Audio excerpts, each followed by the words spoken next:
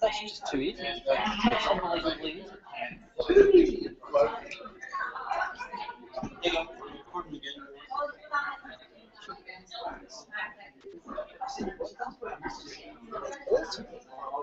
Hmm. It's on a map. It's on Google. It's on a You map. don't ask them. It's on a map. You don't want these zealots, are you? No. Actually, I don't mind Macs. Mac uses, but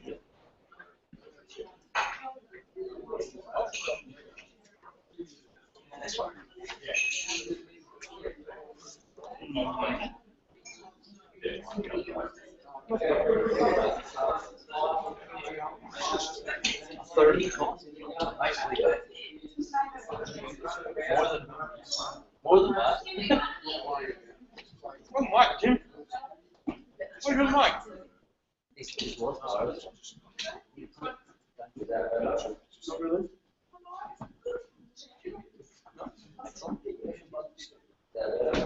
I don't know.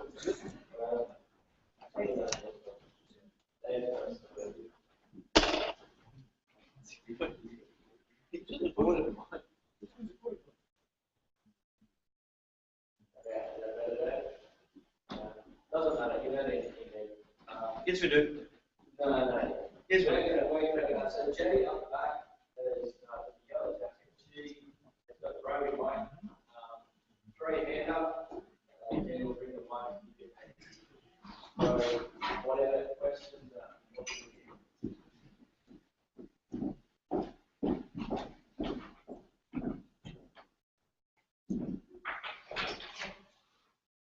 Yeah.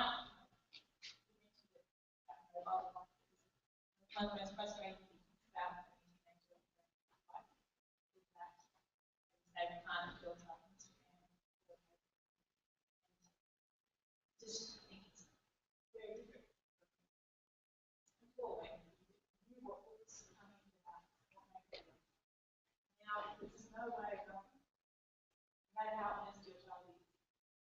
How can we, any thoughts on how we can monitor what they're thinking without being over complete in their face, always through their shoulders? Yeah.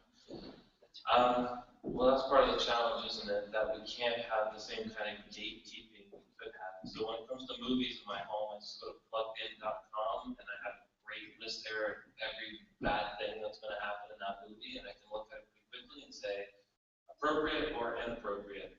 When it comes to the internet, it's obviously very, very different. We're constantly dealing with pluggedin.com. It's run by Focus on the Family. Pluggedin.com has got all the new movies, they review them, and they just list anything a parent would possibly want to know, the number of swear words, any sexual content, everything like that, just to help you, whatever your standards are as a family, you'll be able to get information that help you out. When it comes to the internet, obviously you're just getting this deluge of information, and you can't filter it in the same way. So I think what parents have tended to do is try to rely on tools out there to do their work for them, and there's a place for those tools, but ultimately I think we've got to be communicating with our kids an awful lot, doing the best we can to train them in the way they should go, and knowing that we'll probably have to spend a fair bit of time doing mop-up after they've messed up or they've been exposed to things. So we don't teach our kids what to do if they encounter these things, but what they ought to do when they encounter them, because it will happen. They will see things that they shouldn't. They will get some manner of bullying or something. It's going to happen. So training them how to respond when that happens. So unfortunately, I think there's a sad inevitability about much of that, unless you just choose to lock it all down forever. But we need to see our job as training our children how to use them. Part of parenting in this world is training them how to use these things well. Just letting them, refusing to allow them to use them at all isn't a solution. Because when they finally do gain access, then they won't have anything. So training them to use them well and entrusting them to the Lord. Could we turn on these front speakers for the roaming mic? Otherwise, I can't really hear the question. I knew how, absolutely. All right. Hi, so a lot of the advice in terms of parenting technology is being aware of what products is there, and also about like shielding children. But do you have any positive or practical ways technology can parent apart from the quality? Yeah, other ways of using it. So positive ways of using these things. Yeah, I think we do a lot of that inadvertently, and so a lot of what I'm saying is trying to catch those. So how can we use it positively? My kids talk to their grandmothers for FaceTime. It's great use. My parents live 1,000 miles south of us, so my parents and my kids can talk to one another, not quite face to face, but at least they can see one another when things happen. So a lot of books, a lot of reading is migrating to devices, which I think can be very helpful.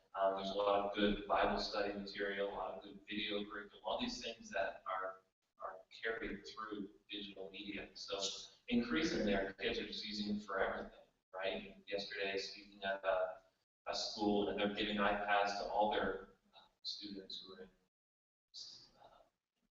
11, 12, no, 9, 10, 11, 12. They all get iPads now, so everything they do will be digital, and that's all good. But again, we see the opportunity. It's also anticipating some of the risks, which from what I see at that school, they just aren't doing. A lot of angry parents before long when they hand out 500 iPads. Anyways, see how that goes for them. Yeah, I've got a question. It's not really related to technology, Sure. but it's about raising our kids. But like we are called to raise our kids in with the scripture as a foundation. So, what are your opinions on what type of school to send out? Like a public school versus like a Christian school? Yeah.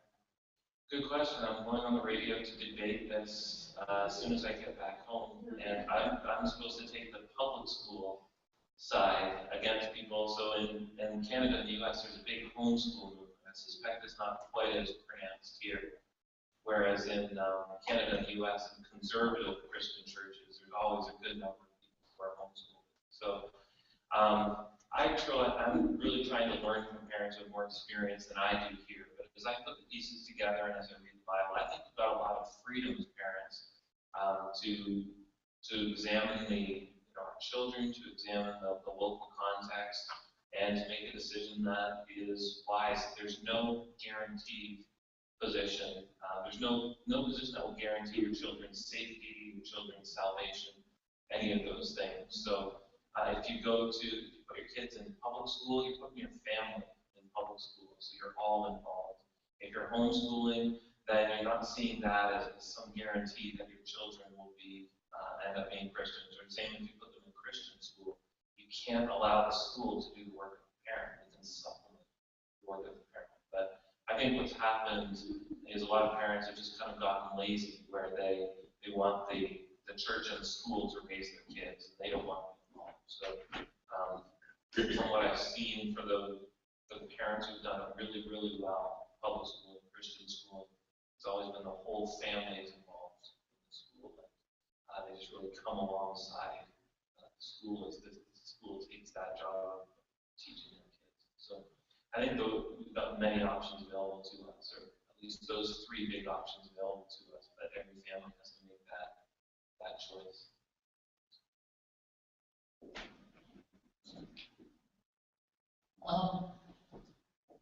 With sin coming from like our own hearts, and you're basically saying that technology in itself is neutral, like it can be used for good and used for evil. And we were raising our kids like we can put up some walls and some barriers, but as they grew up and they mature, like I would imagine will be. As they get older, we will want to take some of those down to give them the freedom as they're growing up and getting older. How do you know when to take some of them down? Yeah.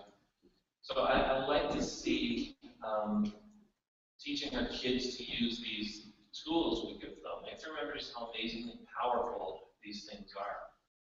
I like to draw a parallel to driving a car. You don't just hand, I don't know, what age do you start driving? Okay, so same as at home, 16. You don't just give a 16-year-old the keys to the car and say, go have fun, just come back for tomorrow morning when I need to do work, right? You put your kids in, you teach them how to do it, you give them lessons, and once they have their permit or license, then you don't allow them just to drive around the country, you allow them to drive to the store. They do that okay, then they can drive to a friend's house. And I think we need to take the same approach with technologies, digital technologies, which is give them abilities, if they handle it well, then open it up a little bit wider and a little bit wider. So in our home, we use things like cuddling ties, and for my 8-year-old, it's pretty locked down. There's not a whole lot she can do. But as she proves herself responsible, then we'll give her more opportunity to succeed or to fail and adjust accordingly. So just to keep widening those things, and then like everything else, just to see that by age 18, age 19, by the time he's independent, I can't, when he's an independent adult, I can't tell him, no, you can't do this anymore. So just seeing that as an opportunity to, over a few years, teach him and train him, and then just know they'll do the right thing or they'll do the wrong thing. But at least I will have done the turn. So, and again, there's some families in my world who have older kids, and I really try and learn from them. I think the Lord puts us in church context so we can find those people and say, I want my kids to be like your kids. And so just teach me what you've done. Help me see how I can raise my kids like you've raised your kids. The joy of being in a Christian community, finding those people to be service. Sorry, 2 questions. First one, you just mentioned covenant eyes. Can you expand on that a little bit more? Sure. Yeah, so covenant eyes is software you can put on your computer that serves as, it'll do 2 things for you. One, it will serve as a filter, which means it'll examine everything you're trying to do online, and it'll block things if it determines that they are inappropriate. So it kind of has that proactive sense of, no, you're not allowed to do that. And you as a parent are able to set just how rigid you want that to be. The second thing it'll do is accountability, which means it'll just create a big list of everything that person has done online, and it'll send it to you as the parent. So for my children, they have certain things they're allowed to do, and however, none of the software is completely perfect. So it'll trip them over certain things. It'll say, no, you're not allowed to do that. But it will also just send me every Saturday, I get a report for each of the kids and just list, here's what they've done online. Which is very, very helpful, and if you see those things that should be there, that gives you an opportunity to go and have those conversations. Thankfully, the kids are young enough, it hasn't really come about yet, but I know it will. So. Okay, so my second question then is, my oldest is 8 at the moment, nearly 9, and my 7-year-old as well, both come home from school saying, oh, I'm just going to put on this stuff and do this because we've been doing this at school. And we're something going, hang on, we have no idea what you're looking at, what this is. School may approve this, but we don't necessarily. How do you balance that sort of school is saying, yeah, this is fine, and you're saying, no? Yeah. We've always done that, right? There were movies I watched at school that my parents would not have wanted me to watch, and there were books I read at school that my parents would not have wanted me to read. So we're just moving down to another media where the school standards may be different. It's the same when they go to a friend's house, and that friend's family had a different standard for what they allow their children to do online. So that's where the communication component of speaking to your children about what they may and may not do. Children being who and what they are, they may still do it, but at least to be communicating about what you think they ought to do and what they ought not to do. And then schools, at least in my experience, are pretty willing to hear from parents about what they're doing and what they're allowing. However, a lot of kids are experiencing things at school. I know at our kids' schools, there are kids using computers to access pornography at lunchtime. So for every kid, sometimes they'll be out of your eyesight, out of your control. So that's where we're training them, hopefully, to use these things responsibly, even when mom and dad aren't watching. Training the Lord always is watching. he knows what we're doing.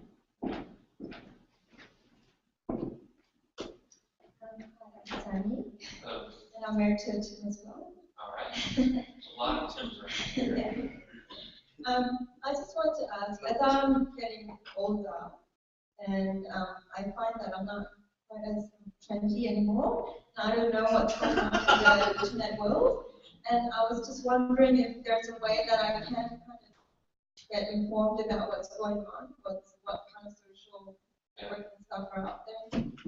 Yeah, there's nowhere, I've been asked this a lot, where can I go to know what the trends are on the internet?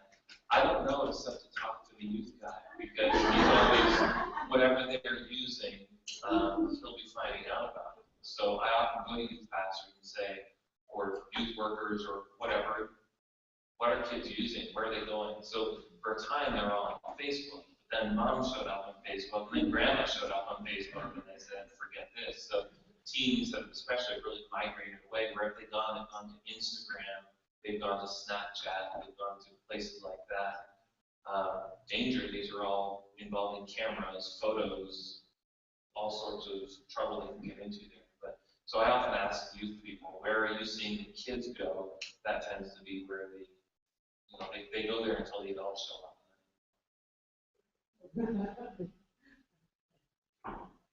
It's kind of funny, but it is true. It's exactly what happens when the adults go there. That it's no longer fun. It's no longer, and the kids move on to something else. So they're always one step ahead.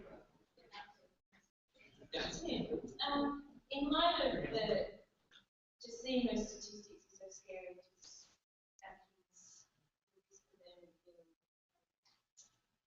seeing porn, kids talk about sex in the playground. What would your personal opinion be on when to start educating children? And 8-year-old now, we haven't done sex talk, but it's scary. I hate to think someone else is going to do it for me, but where do we start? Yeah. Well, it has to be earlier and earlier because of the sheer volume of pornography out there. That it's a major force in the world, and we're foolish if we let that get to our kids before we do. We don't want them to experience that base pornographic sexuality before we can at least tell them that this is happening. So I had a sad interaction with a family where their girl, before she knew anything about sexuality, had been exposed to pornography and was, starting to hurt herself. She was just so it was bottled up in her mind and in her heart. She just got into this self-loathing, and mom and dad didn't know why until they found out she'd been exposed to some really dark pornography before she had any conception of sexuality. So I really think we're by age 8 or 9, just depending what your context is. But when they're old enough to be in friends' houses, and just talking to a family recently whose 7 or 8-year-old daughter had a friend who was getting up early in the morning and looking at pornography. A little girl, 7 or 8 years old, getting up early in the morning before mom and dad are up and looking at pornography. I mean, how can she even know about it? But somehow we've been exposed to it. So we've got to get to them before those pornographers who are in the business of getting to our kids before we do, so they can get them hooked, so they can make money off them. So there's a couple of new books that I can't remember the titles, I'm sorry, but from Evangelical Press, that they're geared specifically to parents to have that talk, and they're very, very good books. Keep an eye on them a lot over the next week or so. I'll try and make a mention of them. But it's got to be early, unfortunately. It doesn't have to be in depth right away, but just to introduce them to the categories and to tell them you will see this on a screen at some time in your life. Please come and tell mom and dad. It's not your fault. It's not just give them the freedom to come to you if they want to see it. Just jumping off that, a couple of months ago, you guys walked out those doors, all the friends are out there. There's 2 kids on the computer out there, both age 8 and 9. And the 8-year-old says to the 9-year-old, I didn't need sex today. Right? How do you, as a Christian dad, respond to the day, I hope it comes up, but how do you just,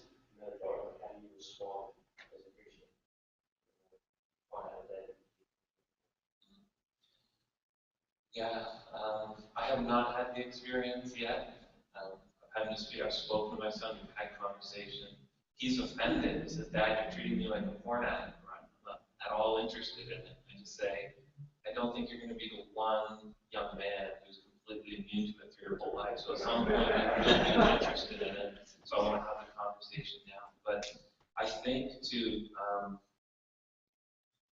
take him to the gospel, what else are you going to do? But just allow this to expose his sin for a just and holy God and to give him hope through the Savior, that he can be forgiven for this and this desire to be taken away. And just to see it as yet another gospel opportunity. I wouldn't know what to do other than that. I know the temptation is to shame your children, but if you think about it, a 14-year-old boy or 13-year-old boy if he's presented with that, I mean, he has so little ability to resist that. He's immature, he's an immature believer, he's emotionally immature, and here's this custom-crafted temptation. I know boys have so little power to resist it, so I want to be compassionate to him and just show him the cost of getting involved in that sin. I work with young adults, I see the cost of it over a lifetime of guys who for 10 or 15 years have been immersed in that. I see what it does in their hearts and their lives.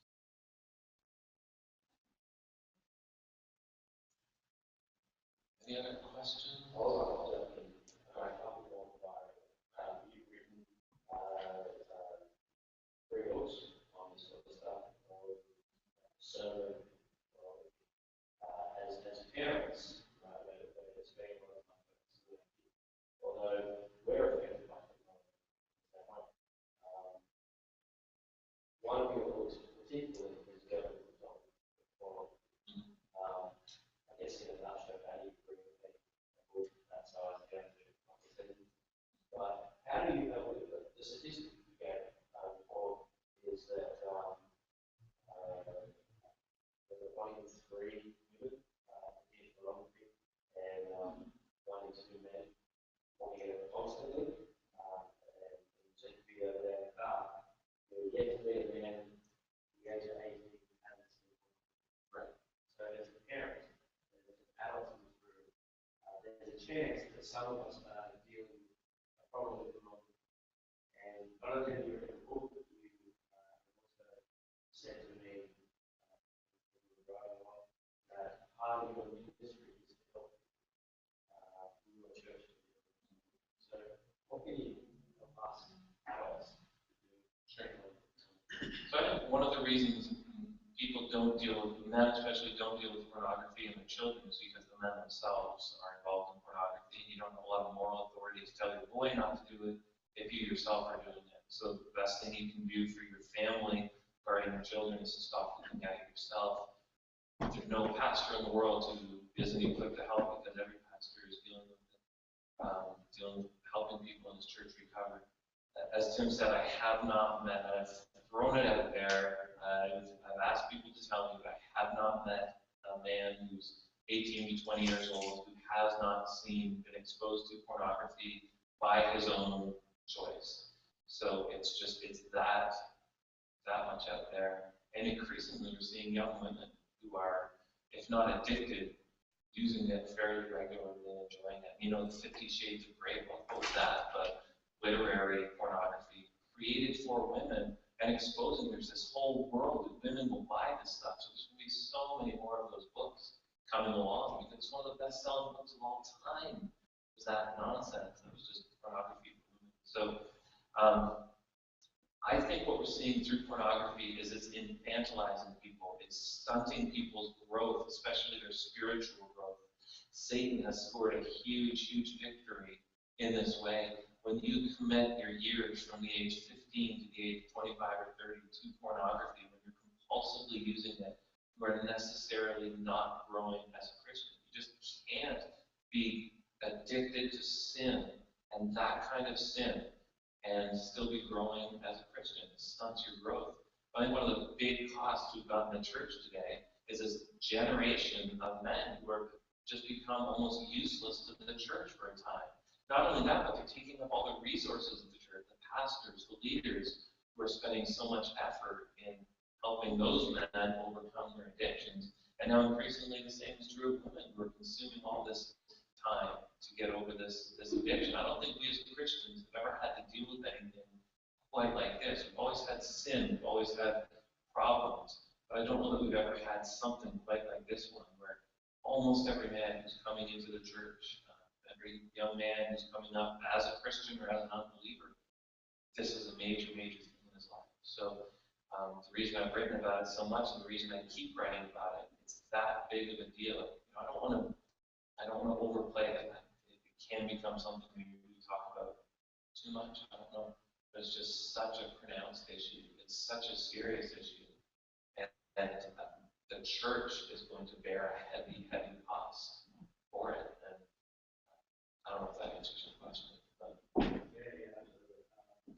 I don't know if this is working anymore, but I think that. So I'm just going to yell by saying I want to encourage us parents in the group to not be ashamed of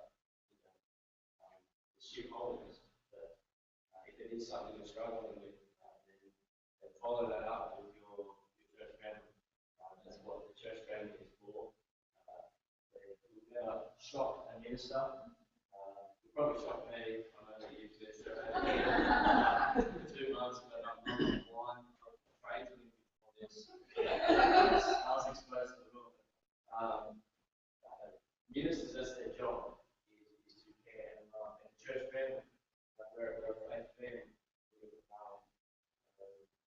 Facebook has taught us to only present the beauty in our life, only present the good things, not actually present that that's painful for us. No one wants to see that picture. But the church does. We're called to carry it to the burden.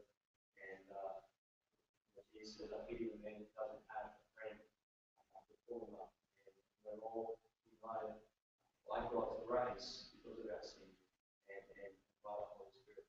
So if you're struggling with that, my first thing to parents is deal with your own heart before you point the finger at your children. But if you need to deal with it as you're helping your child. Tim, one last question.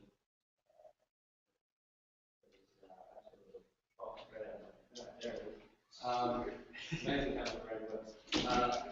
Tim, when it comes to all the technology stuff, isn't it? Like you said, technology is neutral. How we apply technology. What Facebook is a huge thing, and obviously your spiritual discernment would probably tackle some of that stuff and help us to lead our kids through the world of Facebook. So just go out and find that. I'm not going to ask you that question and read it. But what do you see as the big dangers of technology and other than? I think some of the things I highlighted at the end there, just the distraction of technology, digital technologies, allowing those to. One of the questions I'm always asking people: do you own your cell phone, and does your cell phone own you? Who's really responding to whom here? How much is it just the master and you're the servant? And we can have all sorts of things like that in our life where we're just compulsively using them rather than really owning them.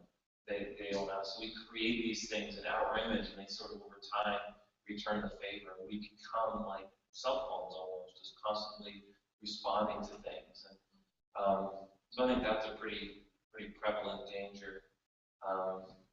I think that would be one of the main ones. And then just living life through screens, I think, can be. You don't want to overreact. You know, it's always amused me that if you see a family sitting around, everybody's looking at a screen. People think, man, that's bad. That family will fall apart. They're not communicating. They're not talking. But if you see those same 5 people and they're each reading a book, you think, man, that's a smart family. Suddenly you're not concerned that they're not talking to one another because you're comfortable with the medium. So we've got to be careful we don't overreact just because it's something new and therefore it's something intimidating. But overall, the Lord is going to use, and the Lord is using all these devices, all these technologies in amazing ways. The Lord's doing His work through them. We as Christians just have to be constantly examining ourselves. How can we make sure we're not hindering what the Lord would otherwise be doing? If you think about the history of media, Christians, the gospel have dominated all of them, right? So books came along, and that sparked the Reformation. Radio, like how many people have been saved, drawn to the Lord through radio ministry, television ministry, and here's the internet, and immediately Christians are using it for great good. So the gospel will win, but that doesn't mean that we won't face some pretty significant challenges and have to learn how to overcome. Well, thank you very much. This Q&A is always my favourite time. That's where I really see your wisdom come through. Do it hard on the spot, answer something. Laid out very well. And so, friends, let's take a moment to thank Tim.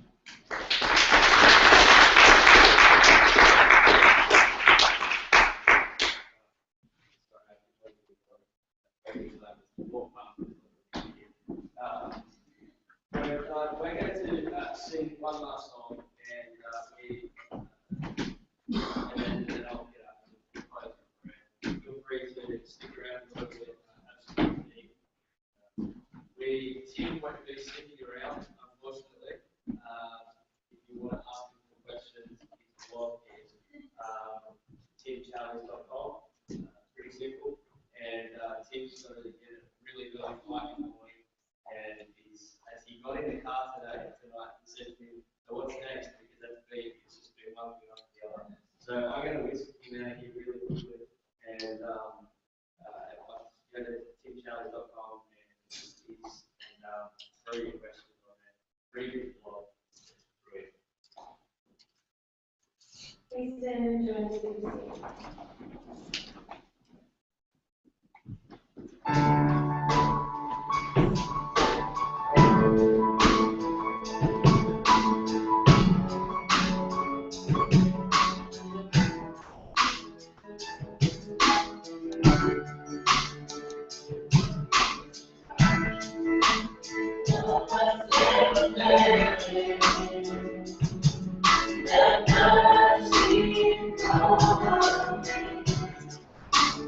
Everyone needs to hear. I just want to say I want all things.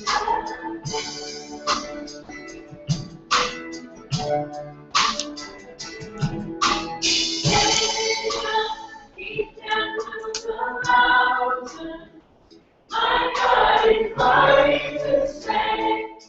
He is ready to stay.